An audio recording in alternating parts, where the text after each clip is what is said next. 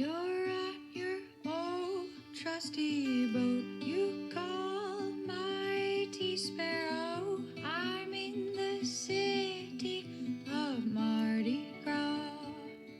Welcome to the Sailing into Oblivion podcast, where we hear stories from everyday people who do extraordinary things. I'm your host, Jerome Rand.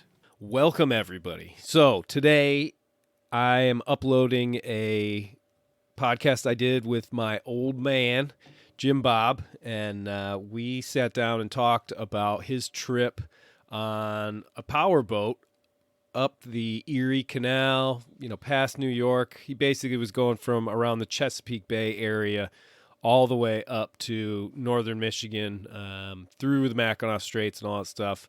About a 10-day trip or so, and it was really cool. It was interesting to hear about his sort of adventure going through all this canal and the locks and everything like that. We sat down and did this a couple weeks ago, but I figure I might as well upload it now before I set sail. And on that note, I wanted to just talk really quickly, updates as far as the repairs and everything. I have the deck repaired, and all the holes and the gaps are all sealed up, and I've already got a few coats of paint on there. The bowsprit has been epoxied back together and is all varnished up. Still have a few more coats to do on that, and then I have to install the foot railings and then also the handrail and all that sort of stuff, and then actually put the whole thing back onto the boat, made up a new plate for it to sit down on, and then epoxied this broken piece of wood. It was sort of the spacer that angles it just at the right spot. So all of it is looking really nice. Whether or not it's going to actually hold up to a bashing up the East Coast in May, only time will tell on that one. So we will see. But I got a quick email from a listener, and he was asking about sort of the damage, about the bowsprit and stuff, and I wanted to sort of address that, just to make it clear, because now, after tearing everything apart, I really got to see what was really going on, and in some ways it definitely justified, I think, my decision to turn back rather than attempt trying to band-aid it out at sea, because I don't think I would have actually been able to completely remove the bowsprit when I was out at sea in any sort of real safe manner. I suppose anything can be done out there when it needs to be, but it never would have been such a quality job that I would have felt confident heading down towards Cape Horn and into the Southern Ocean with it. So essentially what was happening, and a lot of what was wrong, I think, was sort of compounded throughout the years and throughout the other trips that I've done. I think this was something that was slowly happening up there, and everything was degrading and corroding, and gaps were widening over the years, and it just ended up coming to sort of its apex after Tropical Storm Wanda, and then also bashing into the easterly trades. But essentially what was happening, it was kind of threefold. So the actual bowsprit itself is 3 sandwiched pieces of wood that are epoxied together, and those in certain spots were delaminating. So it was either taking pressure side to side, which was sort of delaminating these a bit, so gaps were forming, and initially I was refilling those with a bit of epoxy like West System and then varnishing over the top, because the biggest worry for me is that you start to get water seeping into that wood. It starts to rot it away. And if you're going to be out at sea for 9 or 10 or 12 months, that can become a serious issue and sort of weaken that structure. The other thing that was happening was the 2 side rails that you can walk on to then get up to the tip of the bowsprit. those were flexing enough when I was sort of hove to and pounding and pitching into the seas that gaps had formed in between the actual bowsprit and then the rails running alongside it. And there's 3 huge bolts that bolt everything together. But again, a seam had been opened, and now water can get in. And out there, I filled all that with 5200 because I figured it would allow me to sort of seal it with something that was a bit more flexible, because I definitely saw that those rails were going to be sort of moving the whole time anytime it actually pitched into a heavy sea. So, which is quite often if you're beating into the wind or hove to in pretty steep stuff. And then the other part was essentially this little separator block of wood that sort of angles the bowsprit, so it's in between the bowsprit and the deck. That had split in half, and so it was basically allowing water to run straight in, and it had a 1/4-inch gap. That's how much it had split. I mean, it was basically in 2 pieces, and so now it was saturating this old teak decking that was left up there.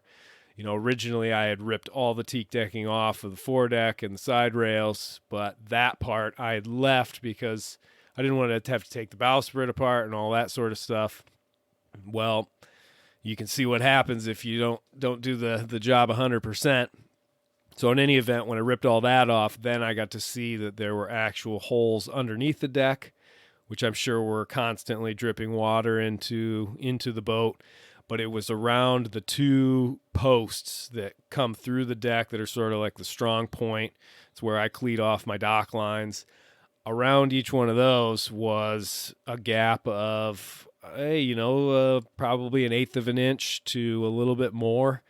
And those gaps definitely, every time water was coming on the foredeck, it was going straight down those gaps. And it was something that I couldn't see until I ripped all the decking off of the boat. And then it was sort of like, oh, okay, that's why I had 20 gallons of water in the bilge that one time, which sort of compounded to me sort of freaking out a little bit out there. So that was sort of the damage. And again, it was, I believe, just the buildup of something that was slowly happening over many, many years. But unfortunately, it got to a point where I lost complete confidence in its ability to really be strong and take a beating that I was going to try, or I was attempting to go for. So that was sort of, hopefully that gives you a little bit better idea of what I was dealing with out there. And they, obviously there were other issues going on the boat, but that was the one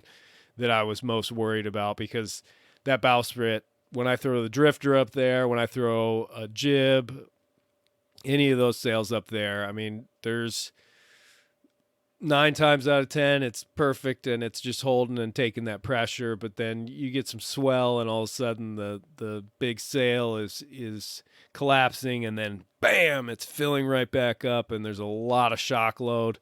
And the last thing I wanted was that bowsprit to completely snap off, and I don't even know what I would have done at that point. It would not have been, wouldn't have been fun, that's for sure. But in any event, that was that. And like always, before I start the show, if you feel like supporting the podcast, it's more and more appreciated. You guys have no idea how great it is to see that. And I want to thank everybody who already is one of the members on Patreon. So other than that, let's go ahead and start the show. Jimbob's adventure up the Erie Canal. Enjoy. Nice. Jimbob, the old man of the sea. He's back. Thanks for coming on the show, Dad. I appreciate it. I had to travel so far to get here. Yeah, we're doing it in your place down in Florida. It's pretty nice. Definitely beats Michigan at this time of year. So kudos. Thanks for having me. You bet. But yeah, I know it's been delayed a bit, but I definitely wanted to get into this adventure you had. Do you want to tell us what the mission was? I I got a call from the wife of my cardiologist who had saved my life essentially about 20 years before. And he was also a friend at that time. But she was asking if I was interested in captaining their newly acquired Sea Ray 470 up from the Annapolis area up to Petoskey, via the New York City and the Erie Canal and stuff like that. And In the Great Lakes. And what time of year was it? it was May? the end of March? No, end of April, I guess. End of April, beginning of May. May. Yeah, because you had asked if I wanted to come, but that's about the time that I was getting ready to sail north up to Maine from South Carolina. Yeah. And I asked Adam if he'd be interested, and he was doing the sky stuff out in New Mexico, so he couldn't. And you didn't even ask, Sven. Burn, Sven. He'll listen to this, too. Yeah. Well, he was also working for Sky at that time. But I had asked your mother, and she didn't really feel comfortable about, running the lines as we go through the myriad of locks on the Erie Canal. And Yeah, probably not her cup of tea. She's more charter boat in the BVI. yeah. Kick back, relax. And instead of a delivery where you need to try and move as quickly as you can. On a whim, I called Mark Lamberson, an old friend of ours from Casper and now Flagstaff, Arizona. Pretty adventurous guy, always down for a little something new. Yeah, and I've been sailing with him. He's not, an expert by any stretch of the imagination, but he's competent and willing to learn and stuff. And he thought it sounded like a great idea. So I got with the Kofers and we lined this up, and they asked me, what my fee would be for, being the captain. And I said, I don't really need any fee. This is going to be a trip. Your husband already saved my life once. Yeah. And doing this would be a blast, just expenses and stuff. So that was how we set it up. And we investigated insurance to make sure I was covered and they were covered. And Well, because you have your U.S. Coast Guard license. yes. So yeah. that already puts you a little step above me as far as the legality of moving boats. Yeah. And the only thing about it is I don't think I'd ever driven a powerboat bigger than about 24 feet in my life. Right. And this puppy had two 900 horsepower diesel engines in it and pod drives and Well, and not to mention the route. I mean, you and I are sort of cut from that cloth of offshore sailing and all that sort. I mean, you were the first crew member on the Mighty Sparrow on the trip from Florida down to the BVI, 14 days with no engine. right. So, but yeah, I that's the sort of stuff that, to be honest, I would have less stress trying to plan a trip across the Atlantic than I probably would doing what you guys did, just because there's so much stuff that goes into it. There's so much focus. Out at sea, it's nothing. It's just open ocean, and you're pretty much alone the whole time. But so it is. It's pretty interesting to hear how this whole thing went down. Yeah, and we went down to, I think it was Stevensville, Maryland, which is across the bay from Annapolis. And there's a good-sized marina there, and that's where the boat was. And unfortunately, they were still working on the engine, both engines at that time. The survey had recommended that the aftercoolers be changed, and they were having trouble getting them, and so Not a great start to the not voyage. a great start. And Dr. Cover and I were going to go down and be shown the boat and take it out, and then he was going to take off, and Mark was going to show up, and we were going to start the voyage. But the boat never was fixed while Dr. Cover was there. So a couple of days later, the parts arrived. They were installed. We started out trying to go maybe 50 miles or so in late afternoon. We fueled up, we took the boat out of the slip for the first time. Without hitting anything, Without hitting which is anything. the key. That's the Yeah. goal. Took off and got about 15 miles up the bay. All of a sudden, there was this huge roaring sound coming from the engine compartment. And we played with RPMs for a little bit and could sort of make it go away, but then it would come back. And eventually we decided to turn around and head back to the Marina and have Smart. the mechanic take a look at it. And we let the Culvers know, let the Marina know, let the mechanic know. He showed up the next morning, and it was about a 4-inch diameter rubber coupling between the aftercooler and some other part, which is subject to like 400-degree temperatures and high pressures, and it had blown the coupling apart. Oh, geez. And fortunately, he was able to sort of jury rig apart from some other spares he had in his van. We took off, and we never had another problem the rest of the time. Oh, nice. Well, did that sort of weigh on your mind a little bit, though, sort of the whole time? Thinking like, oh, is that actually going to work? I know I get that on the sailboat when I do some sort of fix that's not quite a complete replacement. Yeah, it I was able to see where it was and sort of examine it, see if there were any signs of deterioration. And no, it looked good. And, Oh, okay. And we Well, that's never had any problem with that at all. I never had any problem with the engines. The next morning after we got the engine fixed, we took off and we went from Stevensville north up the Chesapeake Bay, past Baltimore to the C&D Canal. What sort of speeds in the Chesapeake were you able to do? We did about 25 knots. Oh, okay. So you're flying. Yeah. Nice. Okay. Yeah. Making tons of ground. And then we're headed for the C&D Canal, which is Chesapeake and Delaware Canal, which is one of the earliest canals built connecting the Delaware Bay and the Chesapeake Bay. And it saved incredible amounts of time for shipping, being able to go up Delaware Bay and cut across and get to Baltimore and Washington, I guess. I don't know where else, but I read something about it at one point in time. Yeah.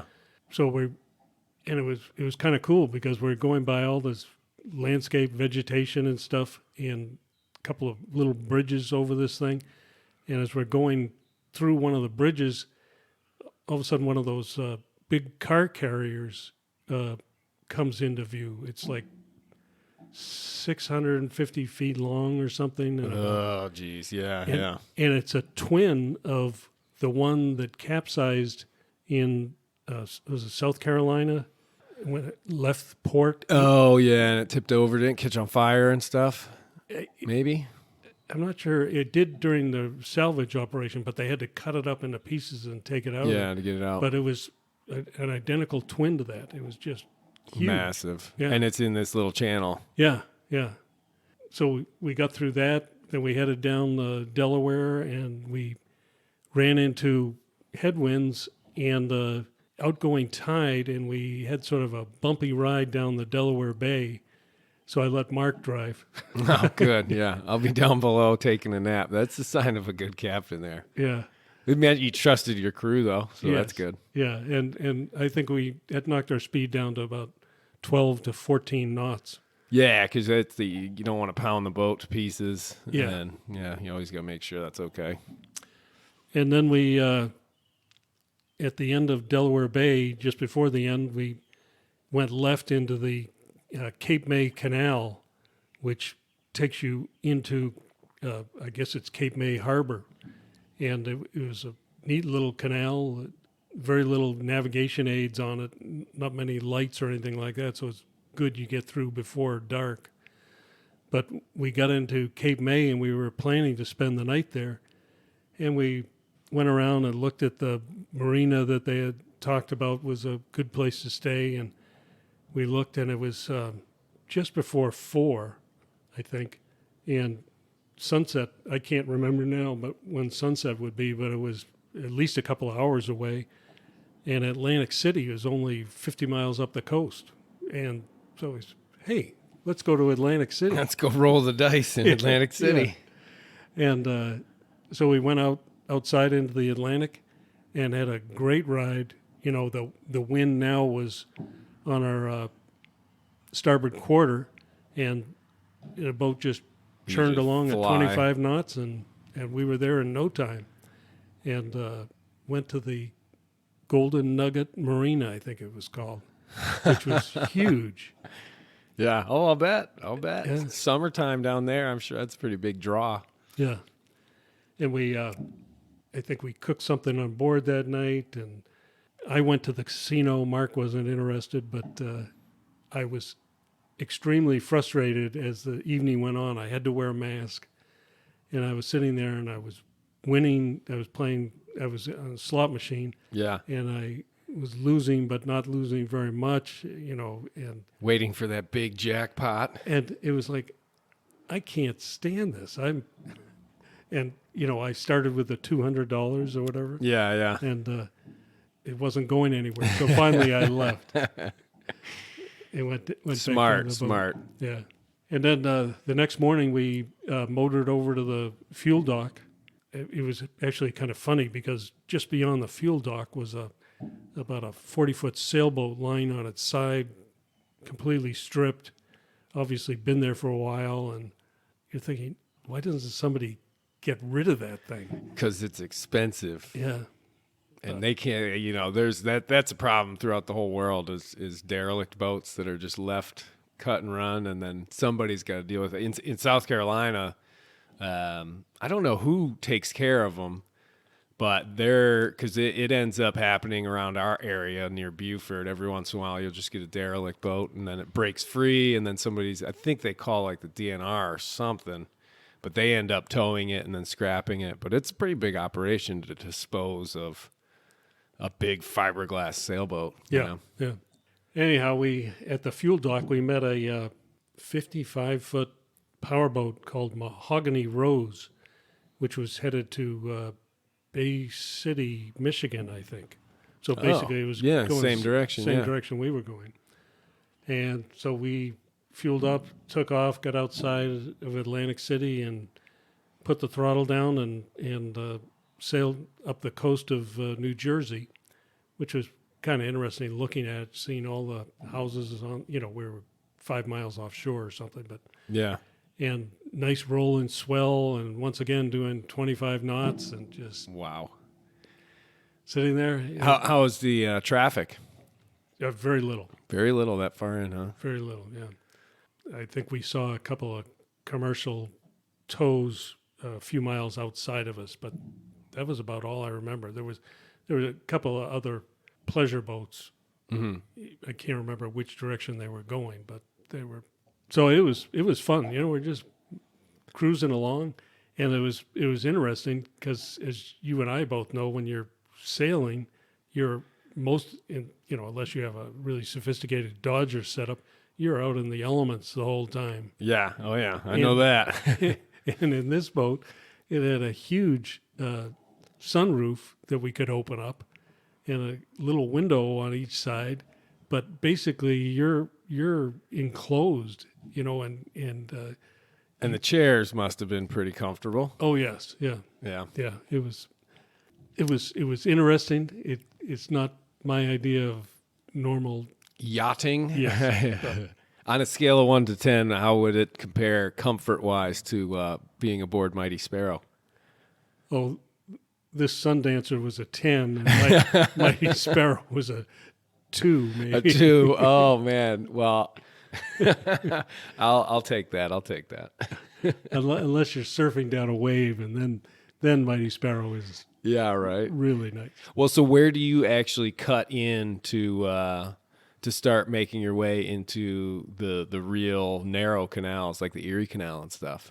Well, we went up, on the coast of New Jersey, essentially to New York, and the first thing we went by was the Atlantic Highlands, which is just south of Sandy Hook. Oh, okay, yeah. And, it's kind of interesting because you hear these names all the time and you think, well, Sandy Hook is a low, flat sand. Yeah, it's like a jetty or something almost, right? It's, a number of miles long. And the Atlantic Highlands are just south of them. And they're a pretty massive, not, I wouldn't call it a hill, but it's a bluff or something rather. But it looked like it was, I don't know, 300 feet high or something. So it's you can sort of imagine how it got its name back in the day, on sailing ships and all that sort of stuff, that you'd be able to physically see it. Yeah, oh yeah, I'll bet. And stuff. And we were talking about going in there, but we were making pretty good time, so we continued up and went underneath the Verrazano Narrows Bridge and into New York Harbor, and all the traffic there was incredible. Oh, the ferries. Yeah. Were there a lot of pleasure craft around there? I don't. There were some. I don't think there were a ton of them, though. A lot more commercial craft that I remember. As you say, ferries and Yeah. stuff like that. And, Staten Island ferry, that big yellowish orange one, I think. yeah. And we Seen the movies. went to the Statue of Liberty and then saw the New York skyline and once again I let Mark drive and I stood and looked out the skyline. Yeah, I'll bet you did. took videos and stuff like that. And you went by they have a aircraft carrier there, old aircraft carrier with a bunch of other ships tied up alongside it, and it was really an amazing vista. And there was a new park that some billionaire had built on top of the pilings of an old pier, and it had donated to the city. And he also had donated funds to maintain it for the next 20 years, supposedly. Oh, which nice. was quite something. So then we tried to hook up with a friend of Mark's, but she was tied up in traffic and couldn't get a cab to get down to the pier where we were going to meet her. Yeah. And so we eventually took off and headed up the Hudson. And this is where the Hudson at this point in time is a pretty good sized river. And, the Tappan Zee Bridge, which has been rebuilt, and I think they're going to call it the Cuomo Bridge now, after not Andrew, but his father. Oh, really? Even after all the scandal at the end there. Yeah, well, I think this was in play long before that. Oh, right. Well, when I had reached out to Mike Porter, because he's really good both with powerboats and then all the inshore navigation stuff, he had said that was sort of where the excitement ends in a lot of ways. If you've gone through, you're seeing all of New York and all that sort of stuff, and then as you get further in, it just turns into basically a river, and then all of a sudden you're in there for the long haul. Yeah, but the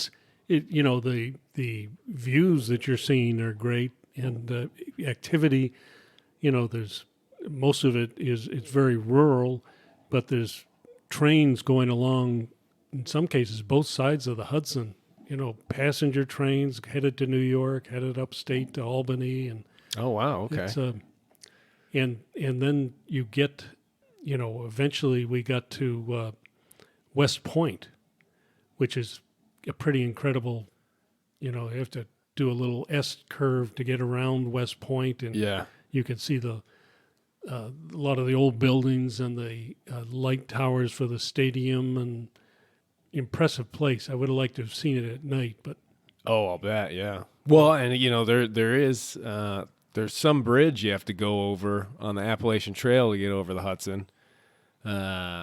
Just right after you go over like Bear Mountain or something like that. So you would have traveled right under that. Oh yeah, And years ago I walked over it. Yeah. So we headed up, continued up the Hudson, and I think we spent the night at. I can't remember now the name of the town. It's always marinas. You guys didn't anchor out at all, did you? No. And when you're in the Hudson and stuff, the current and the tides still have an effect, virtually all the way up to where the Erie Canal starts. Mm-hmm. Yeah. So, when we went, the marina we stayed at, the current was running 2 to 3 knots at the time, and the dockmaster was very vocal in guiding me into this place. And, it was kind of funny because this boat had pod drives and I was able to control it pretty really effectively. well. Yeah. Is it like basically just a joystick that you're using? Yes. Yeah. Yeah. In that sort of maneuvering, we got in there and spent the night there, and then headed off the next morning for Albany and Troy, which is where the Erie Canal starts. We, went by there are these kind of really interesting little lighthouses on small rocks in the middle of the Hudson River that are very picturesque, that are still used. Mm-hmm. And we went by those, and there was an old munitions place that was used in Revolutionary War. Oh, it's almost like a history tour. Oh, yeah, yeah. That's what I think of, too. Anytime somebody says Erie Canal, I don't think of it as like a working waterway, even though it is. Yeah. I think of just this old canal that was used a couple hundred years ago and built for, moving goods. And I always just picture horses dragging barges for some reason. I don't know if they did that on the Erie Canal or what. Yeah. How wide is it? The Erie Canal? Yeah. Well, it varies because a lot of it is made out of river. It's connecting rivers and lakes and all that sort of stuff. Yeah, yeah. And we crossed a lake that must have been 15 miles wide, and rivers that were at certain points at least a half a mile wide, if not wider. And then you have the sections where it's been cut through rock, and it's maybe 100 feet, 70 feet wide, I think. Yeah, Oh, probably really? 70, yeah, yeah. And what sort of speeds are, once you reach that area, what sort of speeds? Is it all like no wake zones or? Pretty much. We were struggling to do like 7 knots most of the time. And, we could bump it up to 8 or something if there weren't, some of the place has little docks all the way along with boats tied up to it and stuff. Well, so, and yeah, a boat like that you can swamp those pretty easily. yeah, yeah. And people get on the radio and tell you, hey, They're very vocal. Yes, absolutely. And they should be because, there's a reason it's a no wake zone and people just don't think about it. I still remember being in Riviera Beach on Mighty Sparrow when I first bought it, and probably a 90-foot mega yacht went by just outside in between like Peanut Island or whatever it is and kicked out a 3-foot wave, and it hit that marina, and bowsprits were hitting the dock. My bowsprit went down and hooked onto an anchor, one of the 8 that came with the boat that I had just set on the dock. It hooked it and threw it into the water, and a couple of dock boxes got broken in by people's bows and their anchors and stuff. Jeez. And the guy just, trolling away, not even thinking about it. But everybody came out of their boats and was like, "What is that? What the hell was that?" Yeah. So anyway, sorry to interrupt. Well, so we got up to Albany, New York, and we spent the night at the Albany Yacht Club, Ooh, fancy. which is not really fancy, but it's right in the heart of Albany. We at Albany Yacht Club found out that, and now I remember the timeline a little better.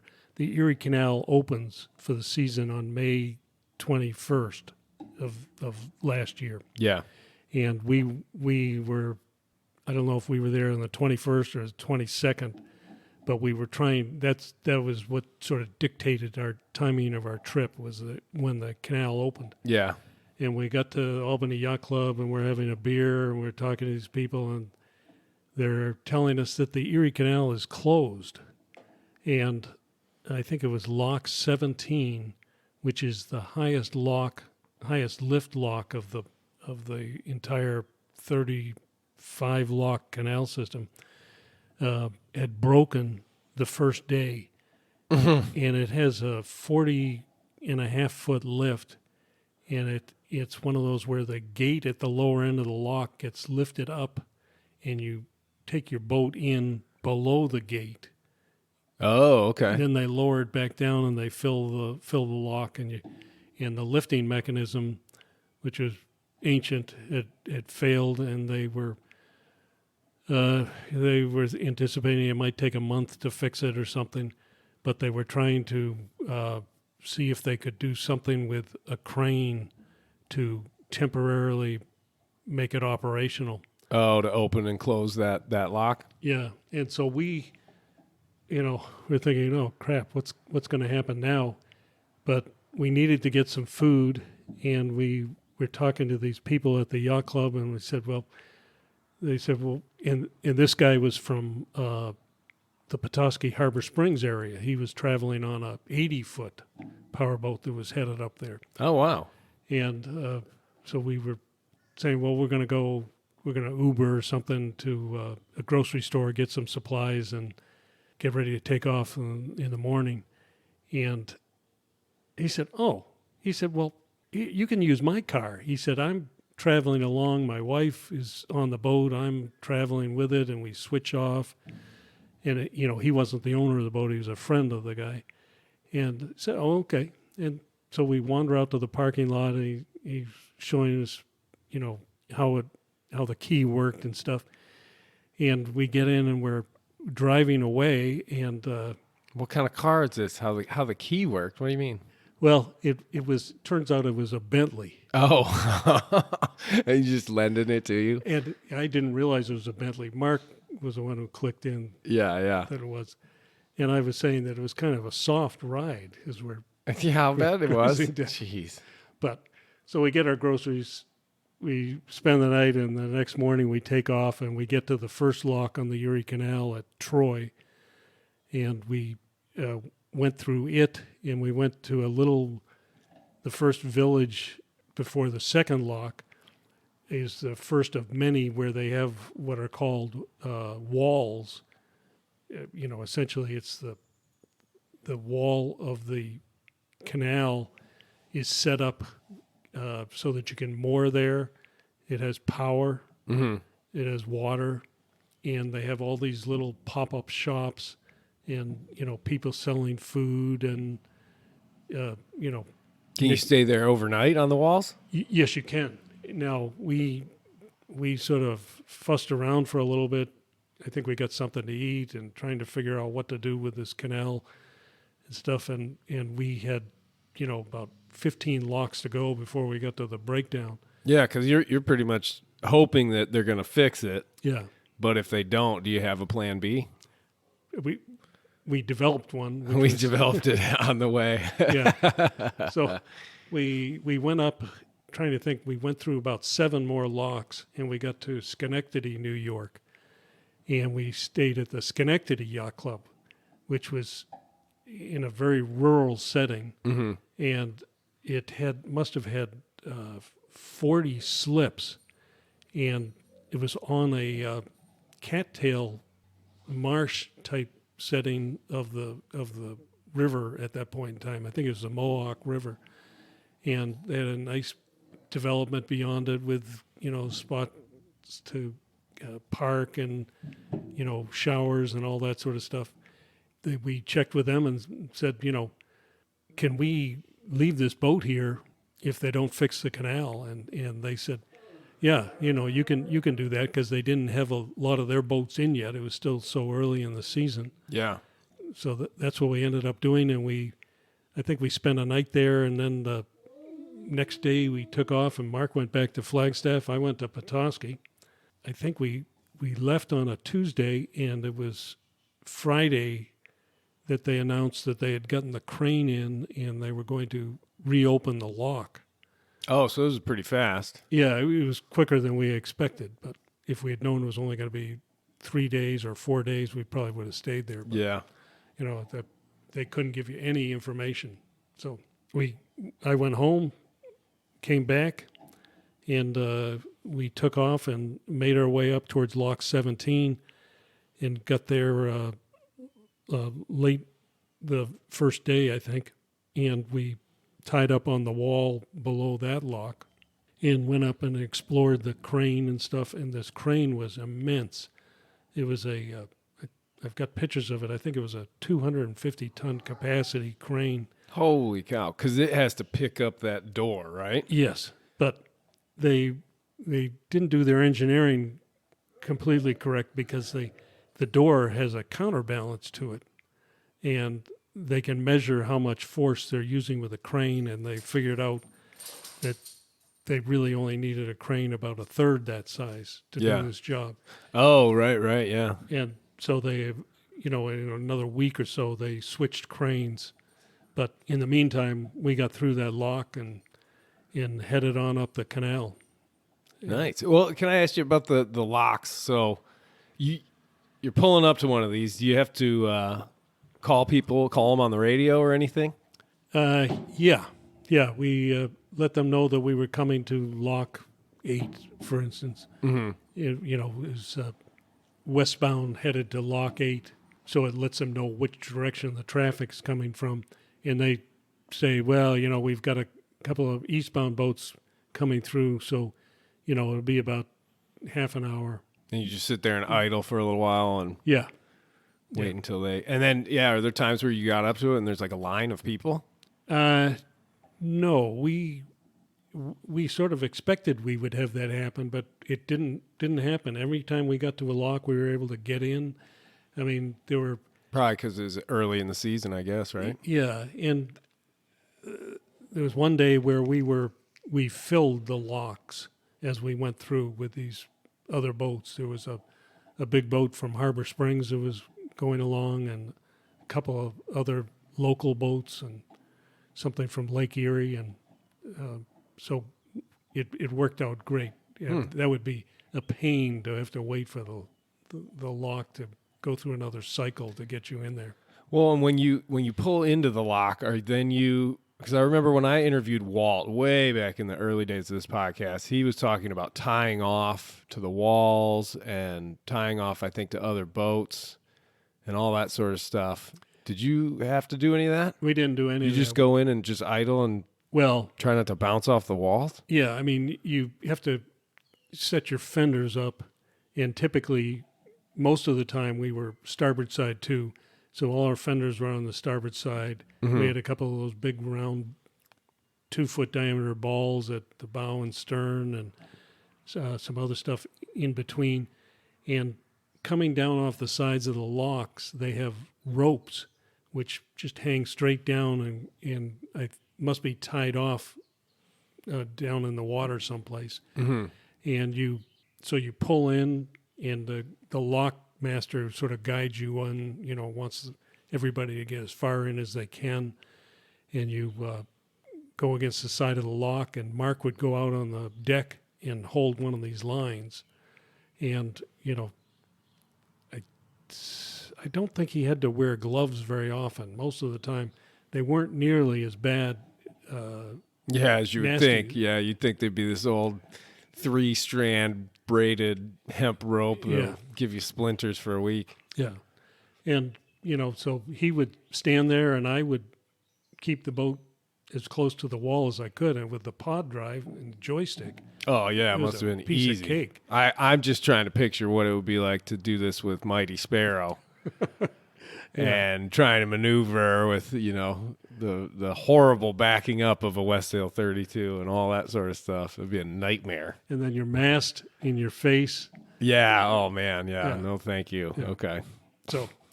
So yeah, and then the lock gate would close, and they would fill the thing, and it would,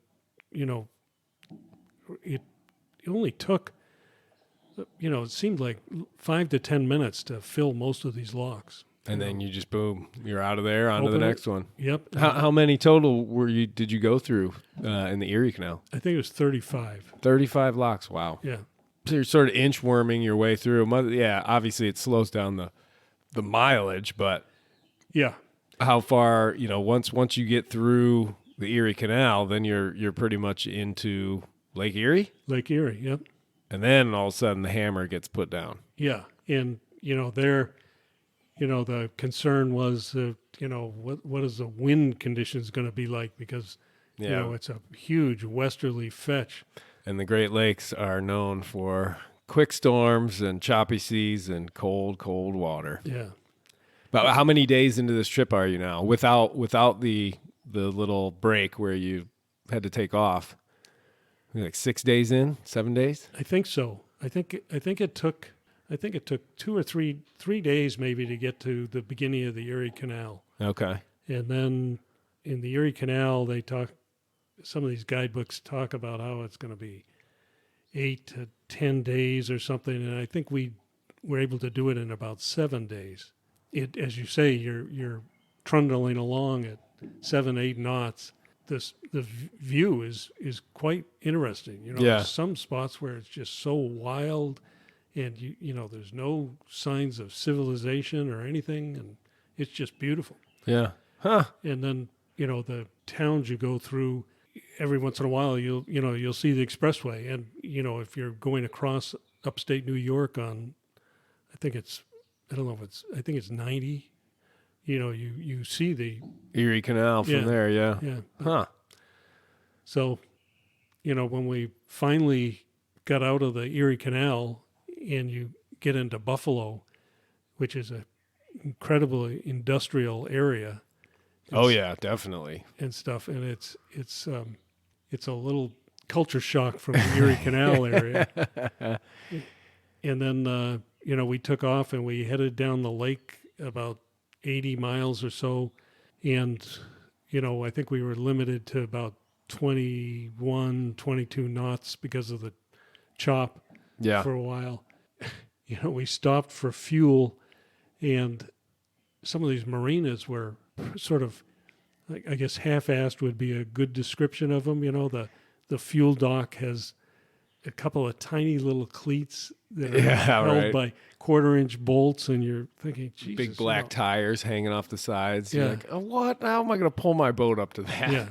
Well, not every fuel dock and yacht club can be immaculate and gorgeous. It's got to be some mom and pop shops. Those are my kind of places. Yeah. But So anyhow, we headed down the Lake Erie. We got to Lorraine, is where we actually there's another one that I can't pronounce the name of the town. It's like Ashublaka or something, which was kind of interesting because it's on the south side of Lake Erie, and it was a port that they used to transport iron ore and all sorts of ores and grain and things like that early in the days, and stuff would come down the Great Lakes, go into this port, and then be shipped by train throughout the United States. And it still is a port, and there were 3 ships in there when we went in, and it's obviously the whole harbor is laid out for these ships, and then you, as a powerboater, you go over to the right and you go around a corner, and there's a yacht club and some marinas and charter fishing boats and all that sort of stuff. We pulled into this yacht club, and this guy it was late in the day, and the fellow had arranged that we could use a slip that somebody hadn't got their boat in yet on. right. And we tied up on it. We were walking towards the yacht club to see what was going on or something or other. And this couple came up to us, and they asked if we had something on our boat that was making noises. And we had one of those ultrasonic things to protect your hull from slime buildup, anti-fouling. Really? Yeah. Oh, okay. And Never even heard of that. we hadn't paid. I knew we had it, but I had never experienced one of these and stuff. And apparently, they on 3 boats down could hear this noise that came from this stuff. Yeah. So we shut it off and moved on down the line. And they can clean it up later. Because, is there no anti-fouling paint on that boat then? I think there is. It's just like an extra. I think it's an extra trick. I don't know whether they are. Probably wouldn't need it up in the Great Lakes. Yeah. But out at sea, especially when you're on the coast, the East Coast, man, the growth is bad. That's one thing when I go up to Beaufort, that's got to happen. I got to hop in the water and scrape all. I'll probably have about 3-inch beard on the bottom of my boat. Yeah. So we continued on down Lake Erie. About that time, I got a phone call from the owner of the boat, and he and his wife are coming back from Colorado on Friday, and I think it was Thursday at this point in time, and they're going to be flying into Detroit. and he wanted me to pick him up in Detroit, and then he would travel with us up to Petoskey. Oh, okay. And A little change of plans, but yeah, and then Mark and I were talking, and as nice a boat as this is, it's really a 2-cabin boat, and oddly enough, like all the lounge areas and stuff, none of them are conducive to sleeping in. You know, the bunk. yeah, it's not like a sailboat where every seating area is meant to also double as a bed. Yeah. So eventually we decided that when we get to Detroit, Mark is going to get off and he's going to go get a plane back to Flagstaff.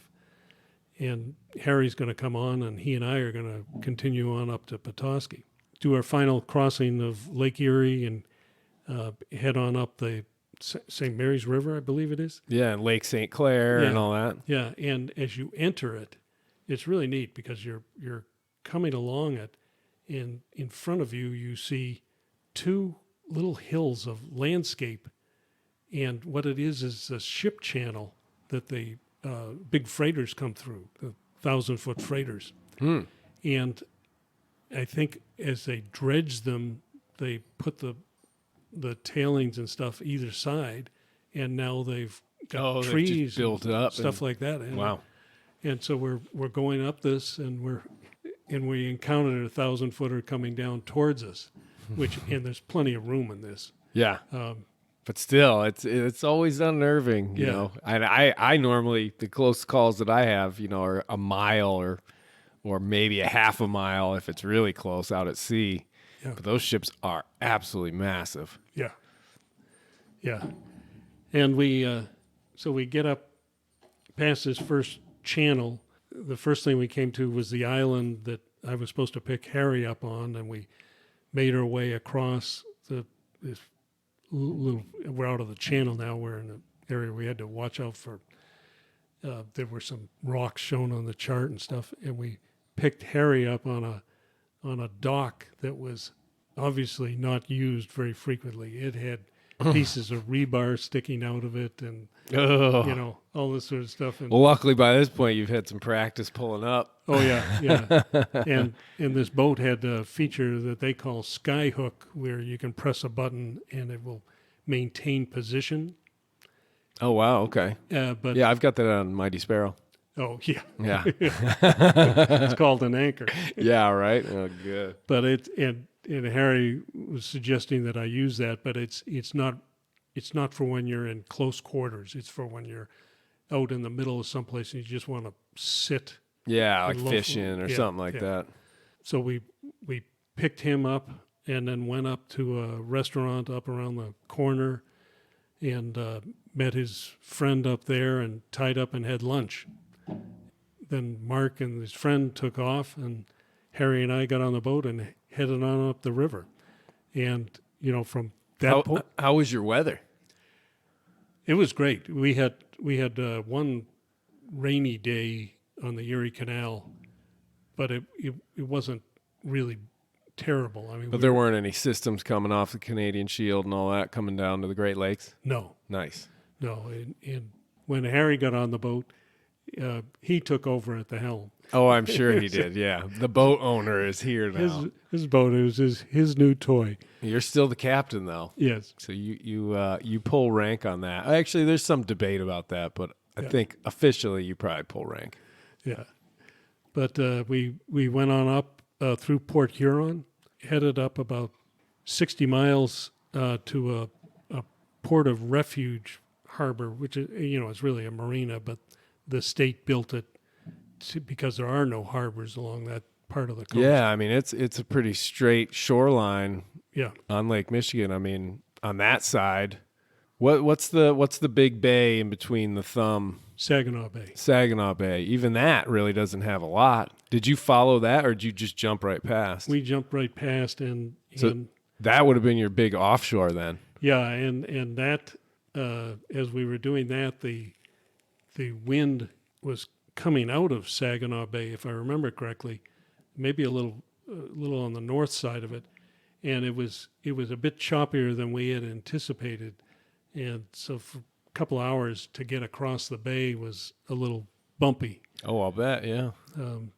then we went on up to Sheboygan, spent the night in Sheboygan, which is kind of interesting because they have the icebreaker moored there, and they were building a barge to replace a fiber optic cable, I think, under the Straits of Mackinac. You know, it had a big drum that was like 20 foot high. For where they were going to put the fiber optic cable, I believe. Yeah. And So that's a pretty big port in Sheboygan then.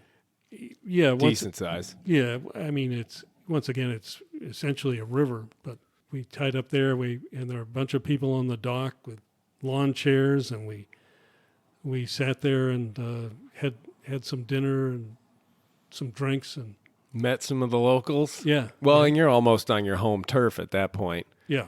You know, that's how many miles? 80 miles from Mackinac Bridge, something like that. Yeah, maybe 60. Okay. But yeah, not too far.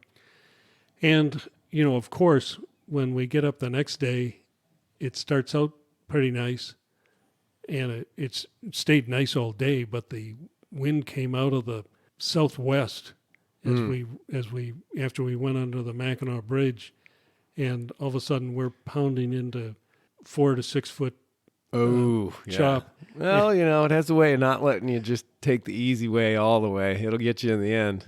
Yeah, and Harry's driving, and he pushed the boat harder than I would have. Yeah. But once again, it's his boat.